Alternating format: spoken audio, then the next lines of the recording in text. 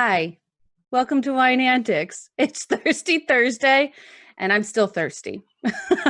I'm Jen from Wine Antics. I'm still not able to drink because I busted my ankle 2 weeks ago, and I'm so ready. One more day, and as you can see, if you've followed me on social media, I've been going along and sharing the taunting box of Scotto Cellars wine that's been in my house unopened. And today was one of my favorite days where the box was dressed up as Yoda to celebrate our topic. May the Fourth be with you, Star Wars Day. That's what we're talking about tonight. I think this is time to introduce my evil half, my better half, which is my co-host from corkenvy.com. Hey. Thanks for joining us, everyone, tonight. I actually can drink. I don't want to rub that in too much to Jen, but I am Stub from Cork and and y'all are watching the show. You know who I am. Tonight, I'm drinking a little Charles & Charles Rosé, a little bit of mix of, the Force and the dark side there. So I went with Rosé tonight. See, clever thinking already. How about that? Catch you outside. How about that? Yeah. No, never that. Never that. Yes, rosé is what I'm probably missing the most, because it's been great weather outside here in Virginia. Like, it's been patio season, and I think rosé is what I've been missing the most. It might be my first bottle tomorrow. I'm so looking forward to it. Very nice choice. So let's start this off with a dose of Wine Antics. As I mentioned, this is a new segment, and we're going to be starting it off with Star Wars Day. So let's talk about some amazing photos and videos our blogger friends have been sharing for Star Wars Day.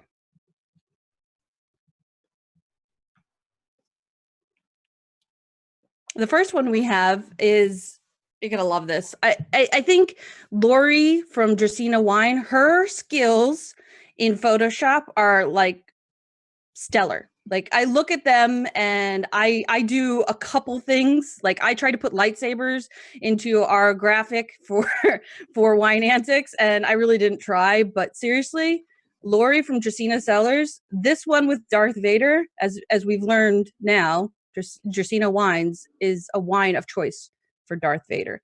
Like, she did so good. Yeah, this is a nice shot. I like it. She also, if you didn't know, Dracaena Wines actually got 90 points in Wine Enthusiast recently, and their Cab Franc, I think they're down to like 3 cases as well.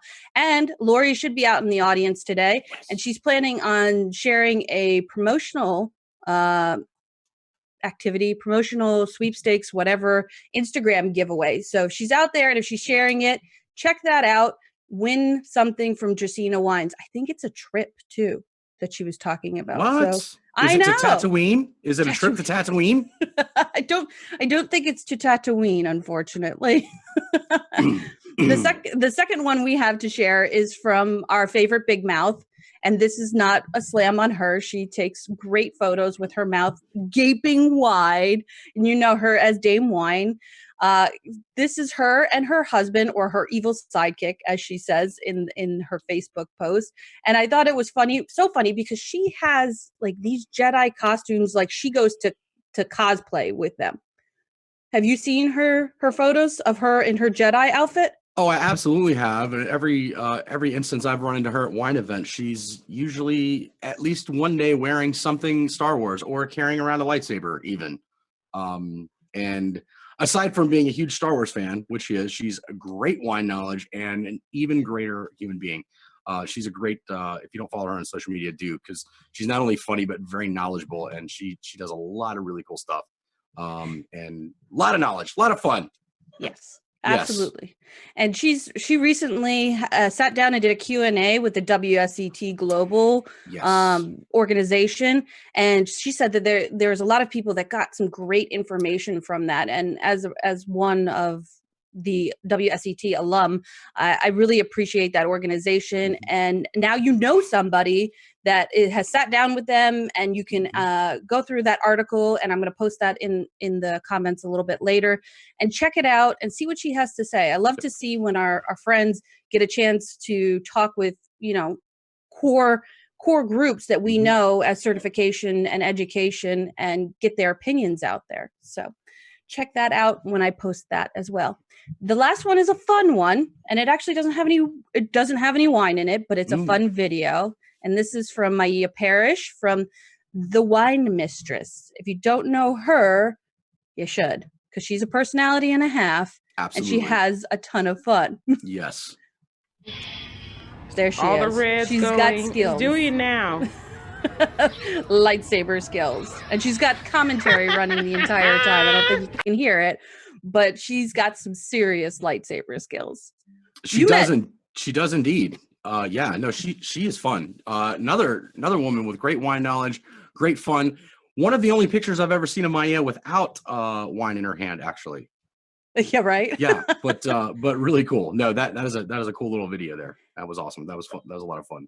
And I bet she's wearing that Yoda onesie right now to celebrate the day.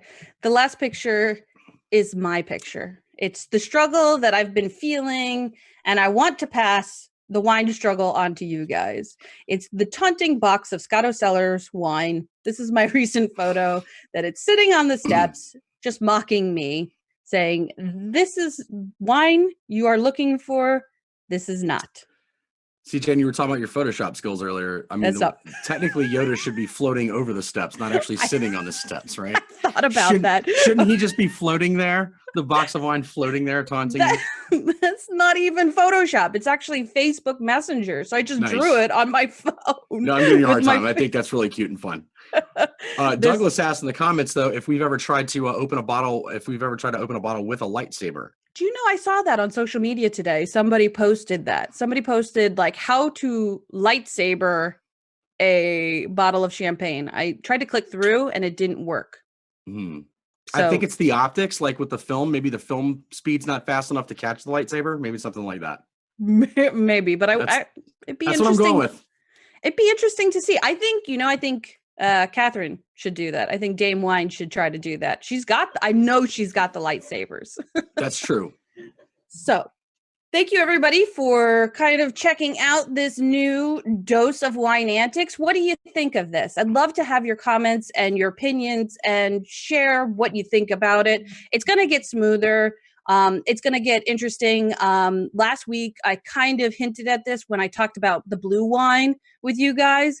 I hope to bring new articles, different perspectives, controversial, maybe even controversial topics that maybe we don't always talk about because we're busy talking about wine or doing reviews or having experiences, but we don't often get a chance to just sit and talk about something that has a moment of discussion with it. So I thought this would be a fun segment. What do you think, Stub? Yeah, I think it's fun. I had a lot of fun. I'm having a great time. Of course, I can drink though, so that's it's one of the things. And you're drinking, I know your favorite rosé, so I know you're happy. Yeah, one of my favorite rosés actually. Yeah, it's a go-to at least. I'll say. Yeah, go-to. I should say. And I try to find that in the grocery store because I was thinking about that. They had Charles and Charles Merlot, and they had a Cab blend, but I could not find the rosé. Really? Nope. It's usually at an end cap, like a dozen cases at a time in most grocery stores these days. They make a lot of it, but they do a really great job of making some great wines and keeping the prices low. And you can buy in grocery stores, which we may talk about at some other point, I'm guessing. Yeah. What? Okay. We'll come back to that at the end of the show. So let's get down to the topic at hand. Yes. I think that we're going to start off with the characters and maybe a rapid fire discussion of characters and wine pairing. What do you think? Let's do it. Yeah, let's go. All right. You want me to start? I could start. Go ahead. Yes. How about we start with C3PO? C3PO, Sauvignon Blanc. What? Yeah, because he can be a bit dry, but he's good to have around for the right occasion.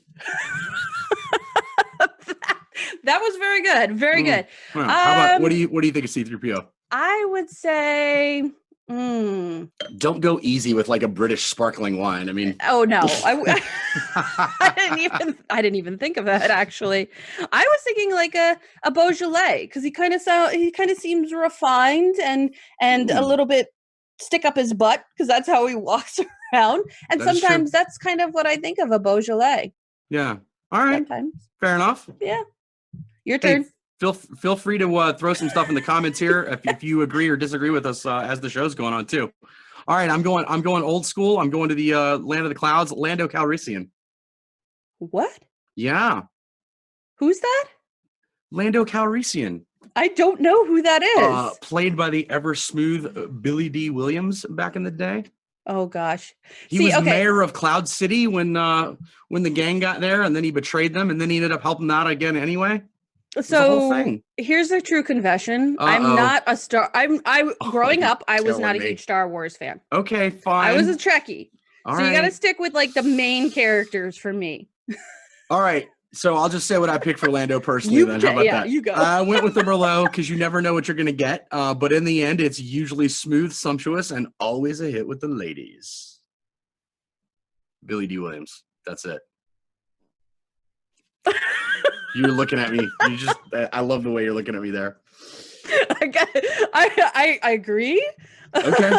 All right. Throw another character out, Jen. All right. How about the new one? What is it? The BB3? He's BB8, I believe, BB8? Right? That's a tough one. Because I know your 2012 article went through the older cast. Yeah, of course it did, because none of this stuff had happened yet. Exactly. I did think about some of the new characters today. That's not actually one that I thought about, or this week as we were preparing. BB-8, top of my head, I'm going to go with, Beaujolais Nouveau. Oh, okay. Yeah, big hit out of the gate, and you don't want to hold on to it for too long. I bet he's not going to be a prominent character going forward. But I want him to be around for long. He's so we'll lovable. He's so cute. He's young. Yeah, a little bit. Well, as I'm saying, the Beaujolais Nouveau, it can mean any of those things. Yeah, it's true. So I'd actually go with I actually like your Charles & Charles Rosé for him. Young, fresh, clean, affordable pricing, easily available. He seemed to be in every one of the shots for the new episodes. Right. And just fun and reflects the age of the new characters, not only him but the other new characters. Okay. Yeah. I like it. I like it. How about we go with stormtroopers in general? Oh, well, I did see on social media there's a darkened cab that somebody put out for the stormtroopers, sultry kind of cab blend. But I don't know that I would go with them. They're kind of run of the mill. They're generic. They seem like they would be something bulk wine related. So I would probably go with like a Pinot Grigio, like a Barefoot or Sutter Home Pinot Grigio. Man, I'm even gonna go worse than that, and I'm going with white. I'm going with White Zin. Yeah. Here's why. Cougars love them? It sometimes comes in handy, but even the novice can do so much better, whether you're drafting an army of minions or picking a wine, right? Because stormtroopers actually suck, right? Think about how horrible the stormtroopers are. They can't shoot for hell. They can't hit anything with their laser guns. That's true. They can't. You can defeat about 600 of them with 2 people, even when they're not using their Jedi powers. It's just crazy. You can do so much better, even novices. You can build a better army. You can pick a better wine. White Zin. Okay. Bam. Rhett Moffitt says that stormtroopers are box wine. Yeah, that's fair. Well, yeah, okay. It's the same sentiment, I think. I feel like I'm expressing that same sentiment. I totally agree with Literally a dime a dozen, these people. They're terrible. So, all right. You're probably going to hate me for this. It's probably going to be a Chamberson pairing for you, if I can guess how much I know you love Chamberson. How about Jar Jar? It is. You nailed it. Yeah, that's it. Jar Jar Binks is Chamberson. Because Jar Jar is part of the entire story, so he moves things along, but you'd be just as well off if you had never met him or heard of him or he never existed.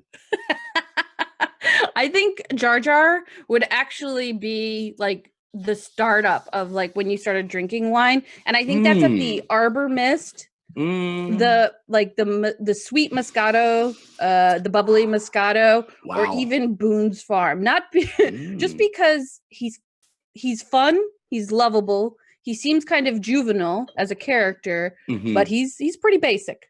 It's been a couple years. I read an article about Jar Jar and how everyone hated him, obviously. But I read this article about how his brilliance in the battle and how all of his seeming just idiocy and actually led to them winning the battle there with the drones. It was really fascinating.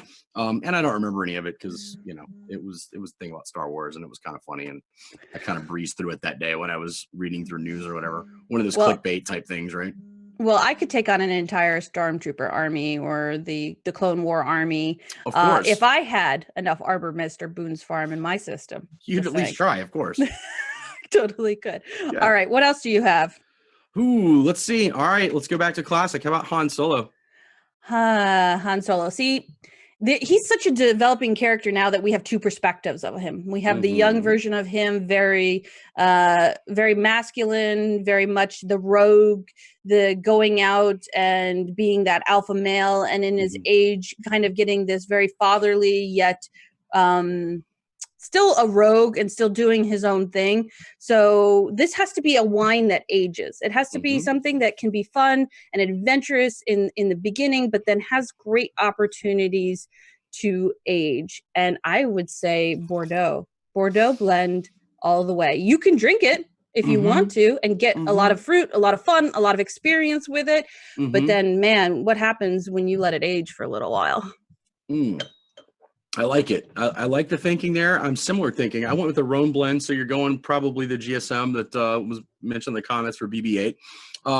Because sort of when that's young too, it's in your face, a little rough around the edges. Maybe you need to let it open up, and you don't really get it until you sit with it for a little while, get to know it, and then you can understand it and all of its complexity, just like Han Solo. Just like Han Solo. If you guys have any comments or anything else, any characters you'd like us to talk about, go for it, because we're literally doing this right off the cuff. I've had a couple characters in mind, but I'm going with the flow totally. So let's talk about the Princess Amidala, Natalie Portman, Princess Amidala. Sophisticated lady, great fashion sense for the international crowd, politician, diplomat, tryst maker, like a guy from the wrong side of the tracks. It seems like got into some trouble there. Just a little bit. Started a whole thing where there are two big planet-sized spaceships that were going to destroy the entire universe. Yeah. That is What do you guys think out there? Throw some comments up for Princess Amidala. If she were a wine, like what would be her pairing? Like what would she be? All right, so I'm gonna go with Washington State cab for her. Because it's still got the big tannins, it's got the big fruit, it's round, it's still noble and good. It's a little bit, but it's a little bit more round than a typical Cabernet. You get a little bit more fruit forwardness on it. I think that's how I'd go with that. Yeah. Okay. I think I've maybe had two Washington State cabs, so I can't speak too much, but I can speak of Sonoma Pinot Noirs pretty well. Ooh, okay. Feminine, light, fruity, fashionable right now as anything. Oh, very nice. And kind of plays well on both sides of the world. New world, old world, still a trendy yet underestimated wine sometimes. It's interesting. I like it. You're welcome. All right. I'm better off the cuff than I am scripted, I swear. Bam. All right. I'm going to throw Obi-Wan Kenobi to you then. Oh, geez. Going all classic. See, okay, so he's probably the character that I know the least, honestly, because I didn't dive into these as a kid and really get to fall in love with the characters. I feel like he would be a white wine, though. Really? I do feel like he would be a white wine because he had so much so much of his track was when he was young, or so much of his time on screen was when he was young, and he was trying to figure things out. And his role in his series, I feel like, in developing. So I think I'm going to give him a White Bordeaux. Ooh. Still complex because he's got a rich character. He's got a rich history. He's deeply embedded into the plot line, but you know, it's something bright and fruity and can be and drinkable very early on too. See, I went completely the other way. I would go with a port for Obi-Wan. For old Ben Kenobi, as they called him there back at home. Yeah, I mean, port. It's aged, it's well rounded, it's complex, just like Ben Kenobi was. And of course, in the original 3 films, we knew him as the old sage and keeping the whole Jedi religion alive. We learned more about him in those 3 pieces of crap that George Lucas made in the 90s. So we did learn a little bit more about him when he was young, which is cool. But yeah, I'm going to stick with port though. He was still kind of the grand old man, or one of the grand old men, keeping the Jedi traditions alive. So I'm going with that. Jim Van Bergen says that Obi-Wan is a white Burgundy Chardonnay, too bright, young, but perfect with age. Thank you, Jim. Yeah, I love that you guys are sharing all this and talking about it. I think we have time maybe for one more round. What do you think? What do you think? All right, let's do it. Let's do one more, because we have one quick topic after this too, right? Yeah. Oh yes, we do. Yeah. All right. One other thing after this. So let's talk about the new Star Wars movies. Okay. Let's talk about what is his name? The antagonist of Leia and Leia's son. You're thinking about Kylo Ren. There you go. Yes. Yes. Him. This guy. New on the scene. Angry. Trying to prove himself. Pretty angry dude. Yeah. Yeah. Oh. Trying to fight against the Jedi chick. Yeah. Well, we don't know that she's a Jedi yet. Let's. Yeah, towards the end, she got the lightsaber. Yeah, but it's a whole thing. Maybe they're teasing us. Who knows? She probably is, though. Let's be honest. I'm pretty sure she is. She was doing all types of mind melds Kylo on Ren. Him. That guy's just an asshole. Is really the problem. And I think to myself, what would an asshole drink? So you can go a couple different ways here with this, right? I think I'm gonna. Man, I think he's gonna be a left bank Bordeaux. I think the guy's going to be cab. He's going to be a cab heavy blend. He's got stuff in there that could make him good, obviously, because his mom and dad are pretty decent people. But I'm going with the expensive ass Bordeaux too, like unreleased $1,200 a bottle, because that's what an asshole would drink. You'd order that at the restaurant like the year it was released, just because you could. After you threw the keys of your Porsche to the valet when you went in and said, "Don't scratch this," that kind of thing, and then go into a restaurant and murder your father. Oh, okay. I'm kind of looking at him, as a millennial. So kind of an emo, definitely that angry millennial, as I think Joy Ladiva said in the comments. So I'm definitely feeling the emo vibe. He's got something to prove. He feels very millennial, very, very young, very misunderstood, maybe a little depressed with his situation, trying to prove himself to everybody. So what would an emo millennial drink? I don't know that it's wine. I think I might have to go like craft cocktail on him. Like, the craft cocktail that costs $15 that has an ounce of gin in it, and then maybe some ginger beer and some rosemary and 3 different types of bitters kind of cocktail. So that were complicated. All made from a tea concoction made from the head bartender's dirty socks over the last year and a half. Precisely. And they have to burn some herbs in a glass on the cutting board in front of you while they're making it. I actually like it. Jen, you win this round. Hands down. Hands down. Point of fact, though, the actor who plays Kylo Ren, former Marine. How about that? Oh, really? Yeah, yeah, I did yeah, not know that. yeah. Yeah. Marines know these facts. We do actually. Yeah. They know stuff. We learn them in our monthly meetings. There's a newsletter that goes Yeah. out. Famous Marines across the world right Totally now. is. Yes. So I had one other thing on our list for discussion. It was All right.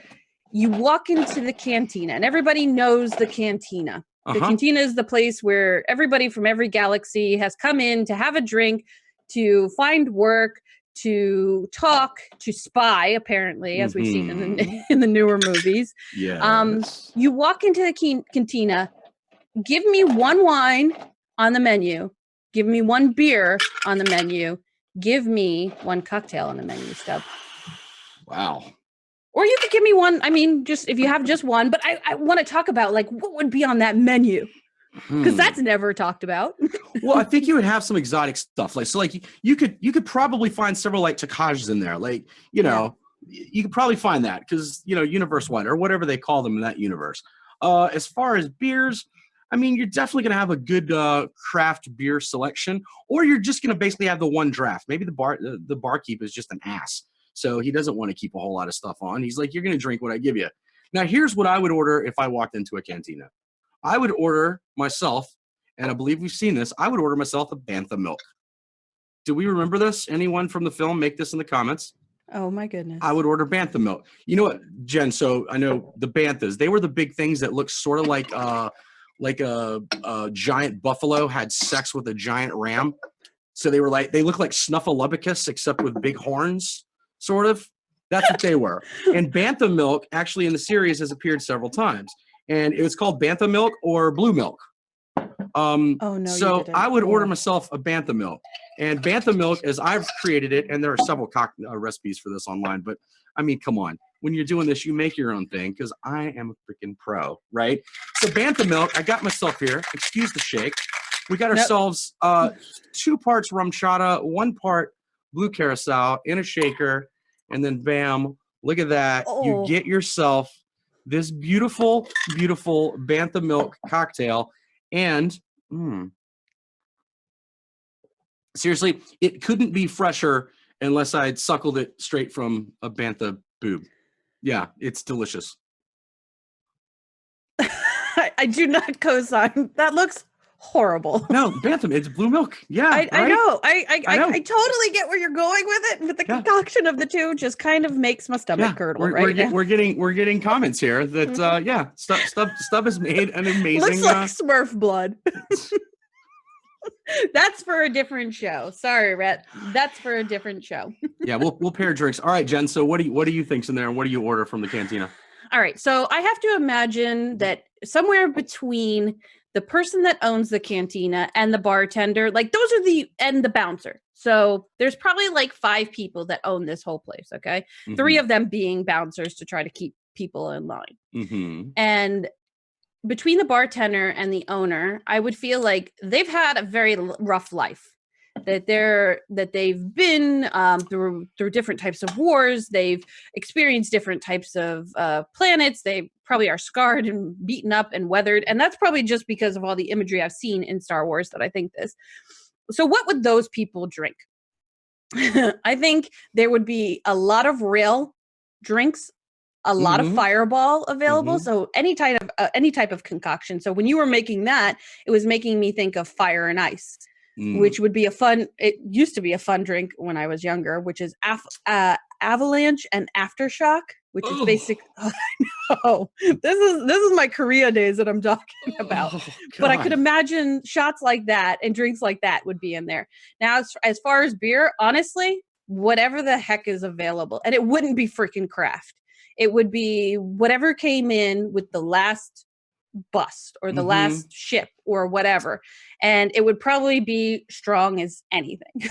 And then wine, probably something from the basement, homemade, probably their own wine, because I mean you have to have something that's kind of consistent. And well, I mean you could say that about beer too. So there would probably be a lot of what's available, randomly available, and then whatever they can make at home in the basement. There you go. All right, I like that. Yeah. And bantha milk. Obviously bantha milk. Delicious. It's delicious. It has a lot of vitamin D. It's good for a growing Jedi. I'm just saying. I'm not co-signing that. That looks so horrible.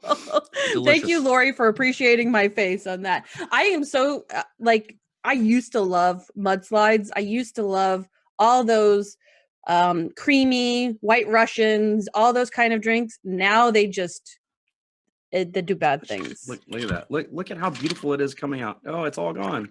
There it is. I'm surprised you didn't come up with something green. I feel like you should have done something with like apple pucker or something. But or that's Midori. But that's not the blue milk. The blue milk is blue. I know. So you go with blue. I know. I'm just giving you crap. Yeah. All right, guys. I think that we've done a pretty solid job in going round robin. I hope you heard what we said about every a good range of characters from old to new and bringing them into the newer episodes. Thank you for being here. We really appreciate it. And I think this was a fun time. Absolutely. It's a great day. May the 4th be with you. Happy Star Wars Day, and with everybody. And Stub, why don't Yes. you lead us out with any final thoughts? Bam. Final thoughts. Man, busy week this week. Been watching my good friend Jordan Brady. I know I've mentioned him before. He's screening his film I Am Battle comic all over the country. I think the last 2 screenings he's doing is May 31st in Minnesota and June 1st, I think, again in LA. I have to recheck that. No, Vegas. I'm sorry, in Vegas. But check out jordanbrady.com or iambattlecomic.com. He did a great documentary where he went over with a bunch of comics and performed for the troops in Afghanistan and Iraq and made a documentary of it. So he interviewed the comics who've been doing this for years, interviewed some of our troops over there and what it means to them, and then other comics who have gone. It's a really, really cool film. So if you're in one of those places and can see the screening or check the website, if there's a screening there, you do that. Other than that, that's all I got this week. Yeah.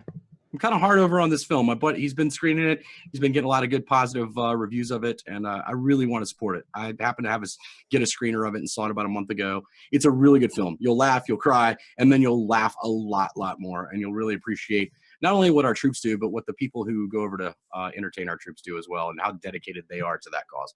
And it's really, really cool. So that's all I got this week. Nothing smart ass. You're missing 2 people to I'm thank. missing 2 people. Oh, well, I am missed. Yes. Okay. Well, you said, what do you have? I figured you think. I do want to thank Jonathan behind the scenes for producing us and making us look great and doing some great transitions and pulling up all of our cards, all of our videos, all of our photos. Really great job. Thanks for that. And to Chris Ballard behind the scenes, who helps us out as well. We really appreciate both of you very much. Yay, big heart. And Also, sorry we did too many Star Wars characters. Andrea Robinson, we'll try to get you on next week. There you go. That's what I was waiting for. I know it was. Every week. I want to thank Jonathan again and Chris Ballard behind the scenes. Thank you guys for the support. And as you may have seen, I put out on social media today, I thank Stub. There's a lot of work that goes into being on camera. We've been doing live streaming for about a year now, and it's been such a track. It's been such a growth, and I think that personally, looking back, I've changed so much, and I appreciate your influence in that stuff. So it's just a moment. Oh my gosh, I'm gonna cry into my bantha milk here. Blue Smurf tears, and then it'll sour, and I won't be able to finish the drink. Oh no! No, but seriously, thank you for saying that, Joe. That's very, very sweet. I've had a great time doing this the last year, and look forward to continuing on with the show because this is a lot of fun. It is. It's a lot of fun in days like this. We got really lucky with May the 4th being today and being able to talk about Star Wars. And thank you guys for the support. You guys come out week after week. We're so happy to have, our returning people and then bringing new people in. And we love it when you share and when you even razz us in the comments. Come on, guys. This is fun. This is what we want to do with wine. We want to be serious about sharing good information and talking about it, but doing it in a way that we can all relate and have a good time with. So let me talk about what's going on for next week. We have a dose of wine antics next week as well. And as we hinted in the middle of the show, it's about grocery store wines. I got 3 wines out of a list of 13 that Epicurean put out. Those were the 3 that I could find in my grocery store. I've already tasted one of them, and the other 2 will be kind of a surprise for me. I want to talk about this. I want to talk about grocery store wines and how you guys feel. I remember Becca from the Gourmet says that her articles on grocery store wines are probably the least appreciated within the wine community, but the most appreciated to the wine consumer. So that really lends a great debate and discussion. So come back next week for that. Our main topic, however, will be Mother's Day gifts. And we're thinking in the perspective of the wine lover. So from the novice, barefoot Moscato drinking mother all the way to the Grand Cru Bordeaux. So get those things in mind and join us next week. The after show link will be up shortly, and we'll catch you next week. Cheers.